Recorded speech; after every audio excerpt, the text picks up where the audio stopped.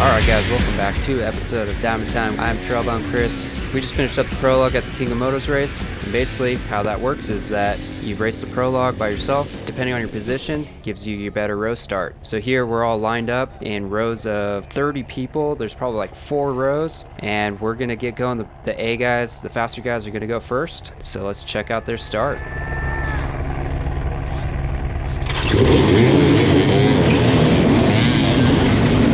They're off and my row is moving up, and this is a super sketchy start, man. We're starting on an uphill in loose rocks up a giant mountain. They let us do a little pro walk and walk around and check things out ahead of time, but really there's not very many good lines out there.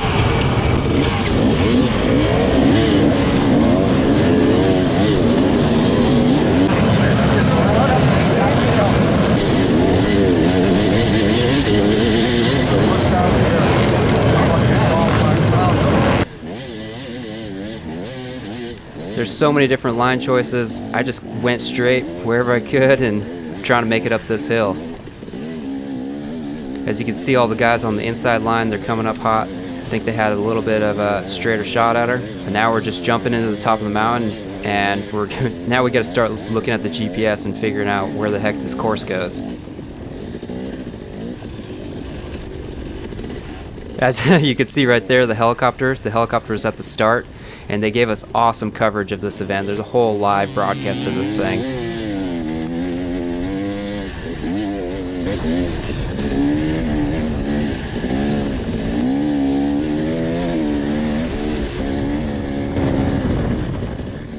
So I have no idea what position I'm at right now.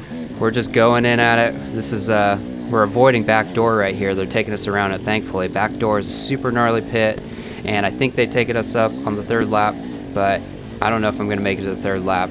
I'm just trying to make it through at least one and see how long I can go before timing out.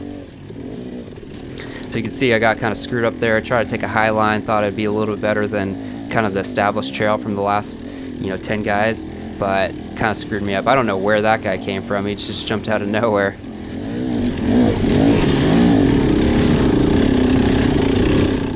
The GPS is super hard to see with all the dust that we had to blast through.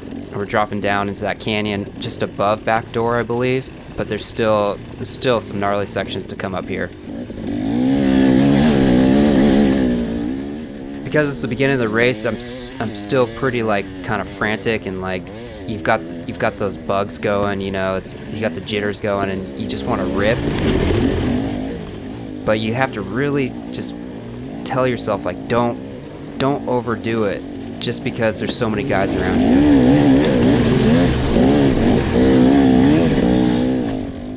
You see guys and you want to start battling them, but you just can't do that. It's just gonna kill your energy. Like this, I think this guy's really pushing it hard and really wasting a lot of energy. He knows I'm behind him, so he's feeling that pressure.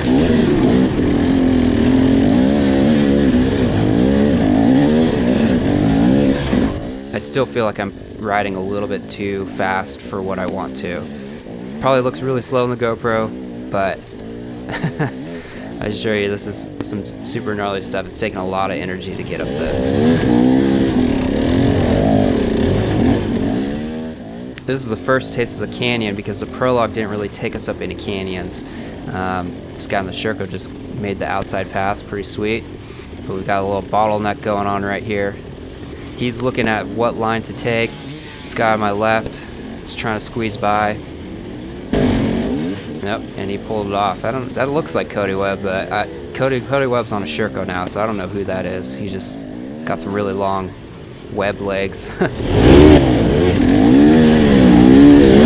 Looks like a pretty good rider. He's really getting through it pretty good. Pushing through on that KTM. We've got this first cool waterfall section.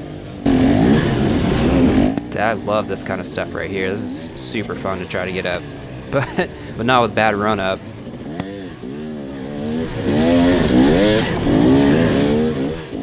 So I'm just pushing up this thing, trying to crawl, trying to keep that traction. You saw the pressure from the outside, that guy coming in at me. It looks like we got a loose hill climb coming up here. So I'm trying to build momentum if I can, but this slow incline is just like hard to like build up that speed, but I know that I'm gonna need it to get up this. So I'm trying to push through it, but I'm just lugging this thing up. I gotta get on the gas here though, for sure.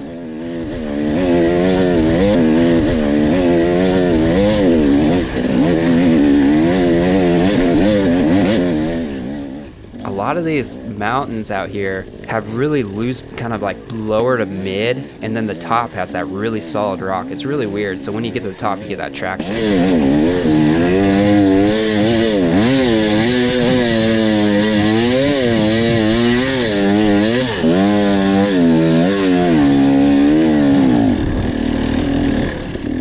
Looks like I kind of got off course here a little bit.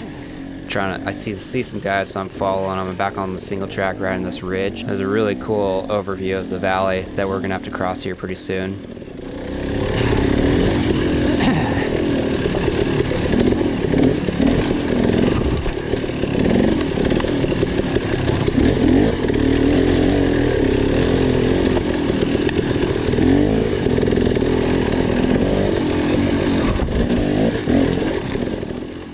So I think this race has 124 riders in it.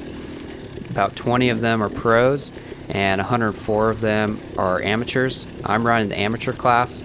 I told them I was a B rider. I don't know if they're going to be. I think they break that down into A, B, C, but they're definitely not giving like.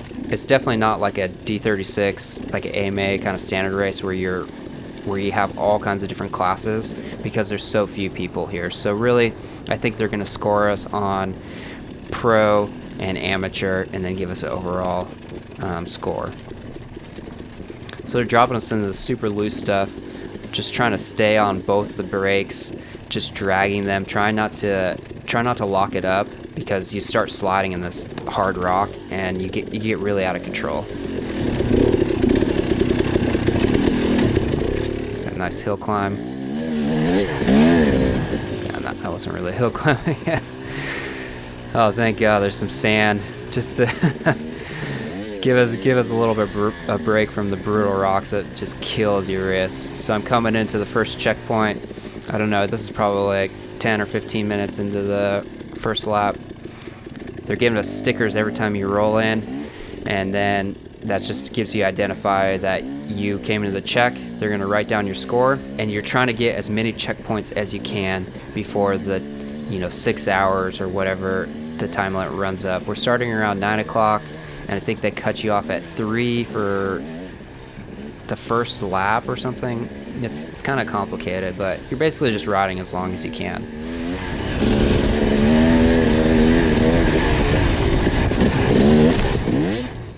Got some guys talking to the course marshals down there. We're just skipping through the slow desert sections because there's a ton of that.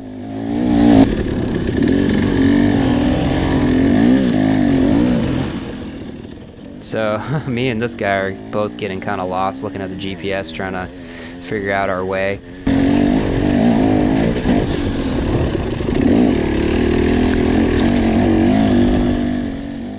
When you're riding the rock canyons, the GPS is not very hard, but when you're out here in this open desert and you're moving a lot faster, the GPS kind of has a little bit of a lag. So you look down and then you're way off course, and you get really screwed up. You see there's like fire roads out here, but you're not always on the fire road. Sometimes it takes you off, so you have to really pay attention to where you're going out here. So Jay Browner on Instagram asked, how's the GPS navigation go, and how did you use both units? What surprises popped up with that, or what did you learn, or what would you change? So the double GPS unit that I've got going on is one is really zoomed in, and one is really zoomed out. And it's actually not as zoomed in as I had it on the test, because we're out here in the desert and it's a little bit more open, so you don't need it as zoomed in as when I was testing in the woods. So I think I was at like 120 zoomed in on the left Garmin 64 unit, and then like 200 or 300 on the right Garmin. Oh, there's Will. Oh, he's way behind. Oh, I just saw Will. I was training with him and Cody Webb like the weekend before. That kid is really good. He's like, I don't know, he's like 16 or something, and he was just killing the hard enduro stuff.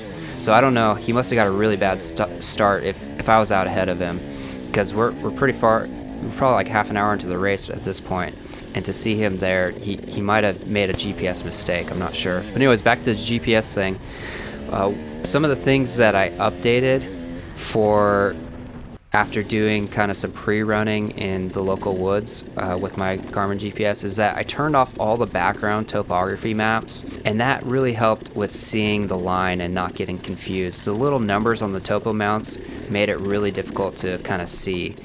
So turning that off made it a lot clearer. And you can see a whole video on all the things that I did.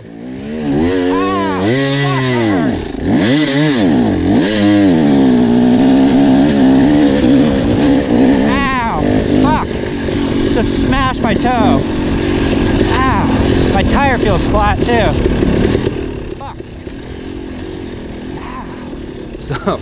So I just stubbed the crap out of my toe on a rock, and it's just swelling up and just hurting like hell right now. I don't know what happened. I think I ended up breaking the thing, because later that night it was just super black and blue, really swollen. I couldn't move the dang thing for a good week or two. It was just still killing me.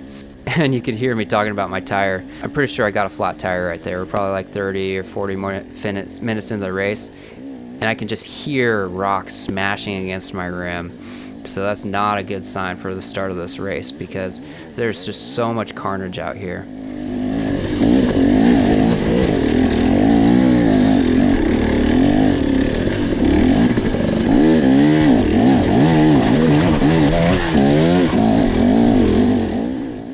But the traction is definitely awesome with the flat tire right here, because you're moving so slow, it just grips and you crawl up all this stuff.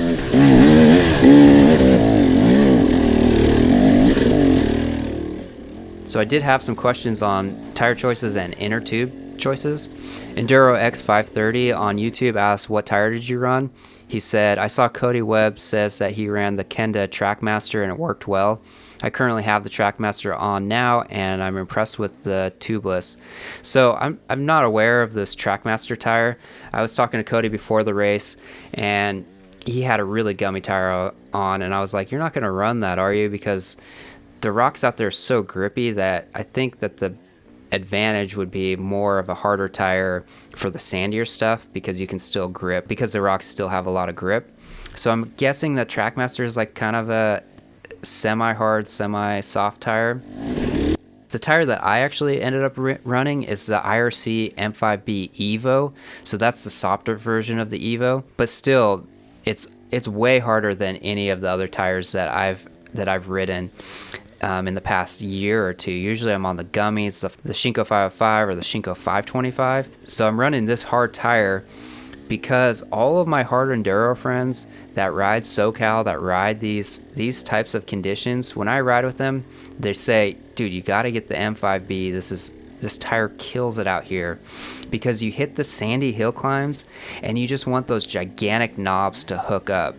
The rocks are so grippy, they're not slippery, there's never water out here, so you don't really need that gummy to get traction. But the M5B is a real advantage in the sand stuff. So what they also are doing is running the tubeless system in the back, and that allows you to go really low pressure with that harder tire. So the tire, you're still getting the traction because it wraps around the rocks. So I think typically they're running like 4 PSI in the tire. If you get to a really sketchy situation, I see them air down on the trail down to like 2 or 3 PSI. So I pre-ran this tire only 1 week ahead of time. You know, with the tubeless, I've definitely found myself dropping it down to like the 2 PSI to get the similar traction that I normally get with a gummy. But when you're at that low PSI, it seemed to work really well. So that's what I'm running out here for the rear. God, my flat tire sucks. Tubeless, but on the higher speed stuff, I'm going to be washing around and I'm going to be nailing rocks. I mean, I'm definitely going to get good traction, so that's good. I'm glad that a lot of this race is really slow and crawly. The 0 PSI that I'm running is okay.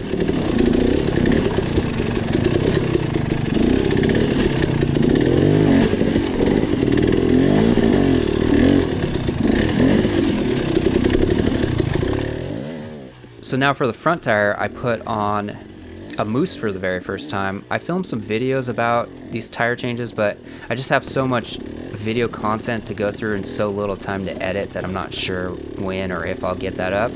But basically I put on the Nitro Moose Platinum. It's the newest version of the Moose regular pressure, which is, I want to say 10 to 12 PSI. It's not the low pressure, because I don't feel like you need a low pressure for the front. If I was going back Moose, I would definitely go low, the low 4 to 5 PSI one. But for my normal conditions, I'm always running the tube at 10 to 12, and I'm never really bummed about that. So I've got the Bridgestone M59 front tire on, and this thing works really well. I've never really had an issue running that tire.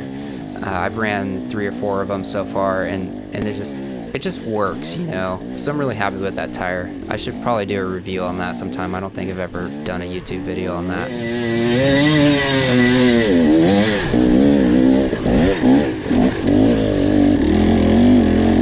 Alright, they just said I'm in fifth. So when I went through the checkpoint, I don't think I filmed it, but I think they said I was in 5th. It's kind of hard to understand what they're saying, but that's good news. Oh, come on.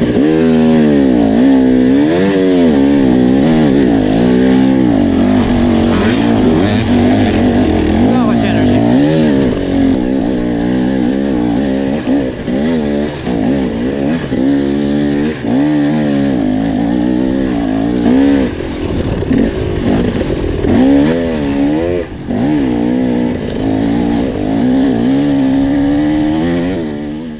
So you can see here we got the crowds on your right, super sick, gets you psyched. Finding a little bit of sand to rev it out on.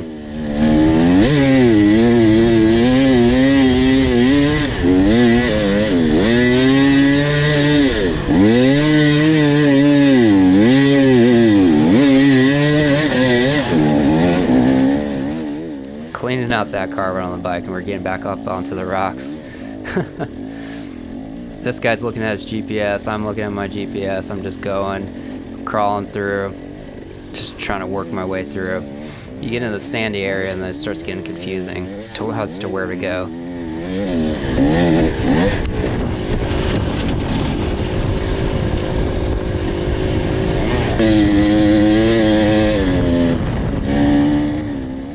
You can see guys passing me right here, and you know, that's alright with me. This is the fast stuff.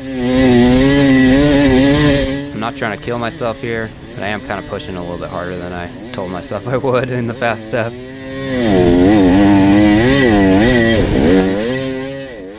You see that guy getting squirrely. This is where the M5B comes in handy.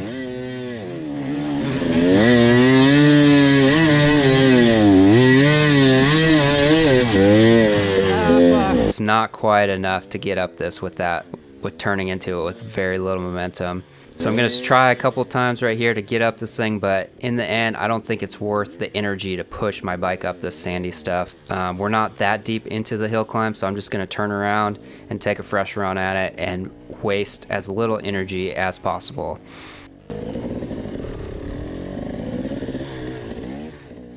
With the sandy stuff, you're just gonna dig, so it's better to just redo it instead of just pushing or chucking your bike up, you know? So I'm just breathing right here until it's my turn to just send it, and then I'm just gonna go.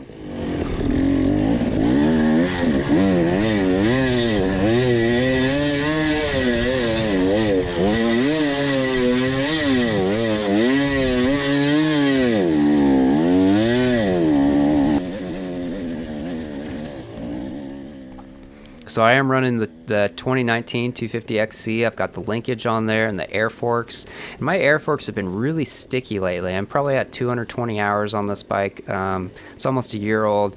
And I'm really not happy with how the suspension is handling. I don't know if I screwed up when I did my seals or what, but it feels very sticky and not that good. The suspension feels kind of dead overall. If anyone has a suggestion on what to do on how to kind of fix this stickiness or how to make them more lively and springy for the more trialsy stuff, let me know down in the comments, because I don't feel like my last bike sucked as much as this suspension is kind of sucking right now. I'm not sure who this guy in the camo is, but if you're watching it, let me know. I went back and forth with him a couple times, and he's ripping. Look, he looks really smooth right here. I have a feeling he's in the pro class because he's just hammering it. I'd be curious to know what he finishes, and you know, if he could continue that hard of a pace throughout the whole race. I know I can't ride that fast through 6 hours of this hell, so so I give it up to him. He must be super fit and worked out, because you can see the gap that he's pulling on me. He's just hammering through all this shit, and I'm just crawling along, trying not to pass out. You see these big chunks. I'm just finding my foot placement. I'm not trying to non-dab here. I'm looking, where can I stick my foot next? One rock to another, kind of stepping through it, just to keep the balance, because it's so easy to tip over in this stuff that you want to just sort of walk your feet through it. I don't know, maybe Jarvis could pop around it, but there's so many loose rocks that it's just too tough to try to not dab in that kind of big, chunky, sort of non-rolling rocks. Like this smaller stuff, if you can pick up some momentum, then you can definitely peg through all this stuff. But you can see it's just so easy for that front tire to stick into the rocks and just lose it. So you can see I'm just placing my feet down. I don't know how to say it. It's like an intentional dab that I'm doing, like finding foot placements. But this stuff just really beats you up, and there's tons of this in this race. It just seems like it keeps going on and on and on. Really big boulders right here. This is awesome. Gets me stoked to go through this kind of prehistoric looking terrain.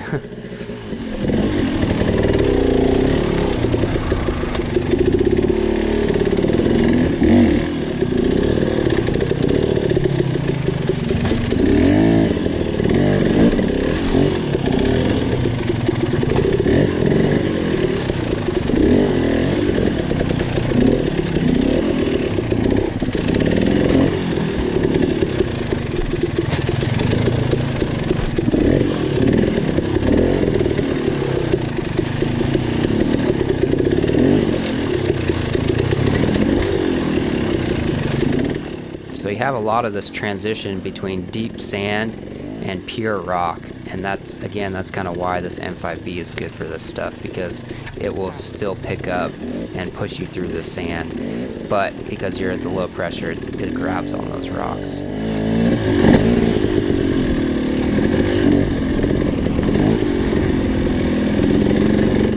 Getting a little confused on where the trail is going, but it looks like we're coming into another checkpoint, and thank God, because that means we're one step closer to the race. I think this is only check 3.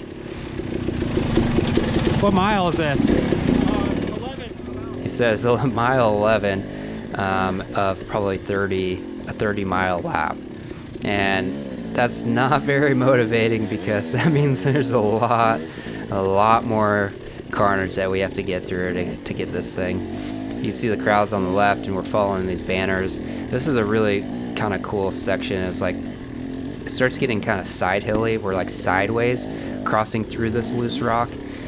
This guy's ripping through there on the Sherco. But we're back down in the desert stuff and trying to figure out what trail to go on. He's going that way. I'm not gonna listen to him. I'm gonna look at my GPS and pay attention to where I think I should go, which my GPS is sort of saying go more to the right, so I'm not sure where he's going. But that's the thing, you can't, at the sign-ups, I was looking at all the guys' GPS, and some of them had these just single units, some of them had like really tall, small screens, and it didn't seem that legit. So you can't really trust other guys out here. You gotta just rely on your own thing, kind of rely on your own GPS, and try to not follow them, because everyone's got different setups and it's hard to know. But you can see there we're all pretty confused about where to go.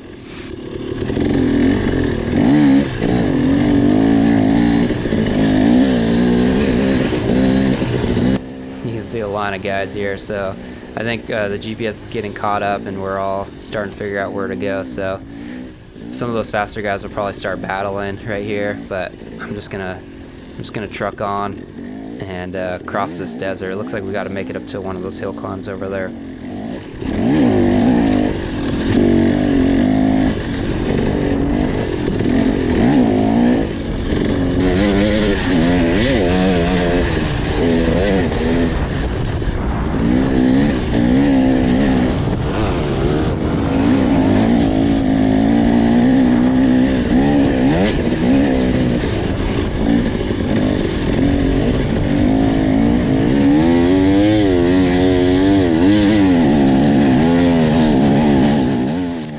Gotta love some off-trail hill climbs, choose your own adventure type of thing. Those guys on the left, I think there's more established trail, but I'm just going wherever my bike will take me. And that guy's getting a little close to me right there, but we're just mobbing through. This is really cool to follow GPS here, because you kind of just go sort of wherever, but you're following the GPS. You're kind of just wrapping around. I don't know. I kind of like the desert transfer sections. I liked them a lot better than I thought I would. I'm definitely not stoked on this this dusty section, because you're ripping through the sand and you know there's going to be rocks somewhere.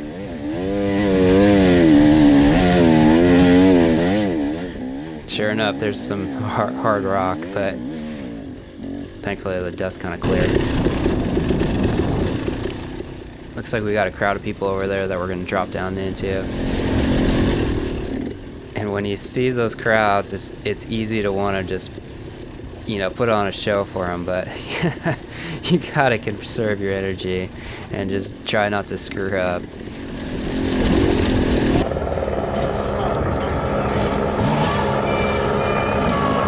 I don't know what number you're looking for. Nope, that's Chris. There's another amateur in there. Is that Chris right there? Yep. Yeah, Chris! Yeah, Chris! Wherever you are. Trailbound. There's Eats. Oh yeah, I know that. Got all the trucks lined up. This is so cool to see all these people out here in the middle of nowhere. There's probably 60,000 people out for the King of Hammers event, for the Ultra 4 and all the rock crawlers and all that. Small turnout for the moto crew, but I'm so stoked that they let us be a part of it, because I think we fit right in with the rock crawlers and the type of riding that we do, all the crazy boulder shots and everything. So stoked that they brought it back. It was gone last year, but they brought it back. Top 2 class! He's saying top 2 of class. I don't know if that means I'm in second place or not. I'm trying not to let that go to my head. I'm just pretending he has no idea what he's talking about, because I just want to push through this. So this section is gonna get hairy. Really steep mountain with tons of boulders. I forget if they call this one jackhammer or what, but I think it would definitely be an advantage to have ridden this trail before. If you know this area and you come up on this, you're gonna know the lines to take. Whereas I'm just kind of like, I'm just going up, trying to figure out where to go. I have no idea which line, because it's dusty and it's just tough.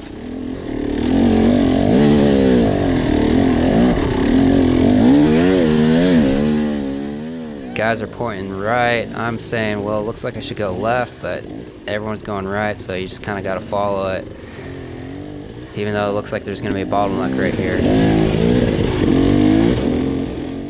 Really hard to wrap up these rocks with the guy in front of you, because you want to take the clean line, but to continue moving and carry momentum, you got to take the harder line sometimes, which makes it really hard.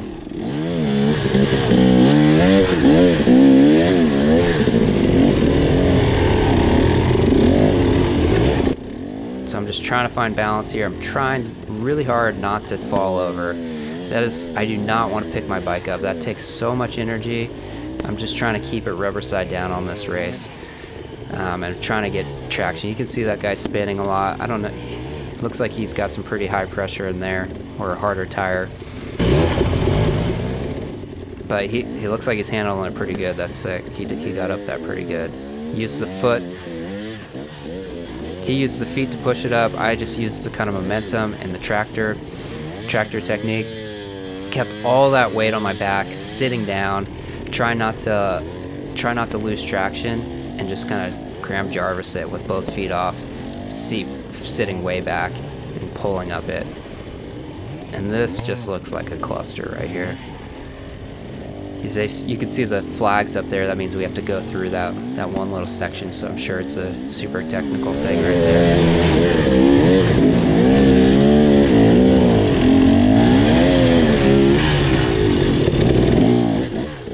Just trying to pivot around. This is where all those pivot parking lot practice, techniques come in handy. To be able to move that front tire around by putting weight on the back tire and using the clutch to control it. So it looks like we got through the hardest section so far, and I'm really stoked to keep moving down. But you can see I just so tired from it that I just kind of fell over. Thankfully I got those full wrap handguards that I was able to just kind of push up with my legs and not fall over all the way. I'm just gonna stop right here, take a little breather, because I just made it through a super gnarly section. I took a handful of breaks throughout this ride just to breathe. I think I could have taken some more breaks to eat some gummies. I didn't really eat as many gummies as I normally do. Those are like the little caffeine blocks, and they just help a lot when you're crashing. You got to pay attention to the different flavors that they offer. I really like the Pro Block ones and the blueberry. Those have caffeine in them, but some of the other flavors don't have caffeine, so kind of know beforehand which ones do, and use the caffeine ones for the race, because that will just help you kind of push through and keep chugging along. If I'm not racing, I normally will just eat bars. I don't really eat the gummies because we're not like depriving ourselves in the rides. We're just kind of doing gnarly stuff, but here you're just really pushing yourself and depleting your body, because you're pushing it at what someone else thinks that you should be able to get through, not what you should be able to get through. So you end up pushing yourself really past what your comfort zone is, which is the cool thing about racing, just getting out of your comfort zone. And once your body experiences doing that, it's like the next race or the next time you go on a hard ride, it doesn't seem as hard. So using these races to push yourself is kind of the main benefit of it. It just makes you a better rider, because it makes you getting used to like really gnarly riding, and it makes you kind of believe more in yourself that what you're doing on like the non-races isn't that hard,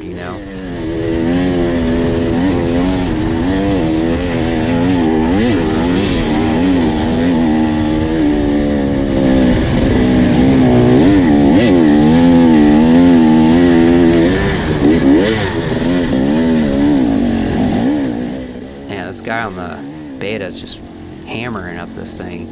He looks like a really good rider. I think he was number 5 red plate. There's that guy in the camo again. I don't know where I got past him, but he keeps passing me in the faster section, so it's pretty fun going back and forth with him. But it's not very fun sucking dust up these hill climbs. Another guy getting past me in the fast section.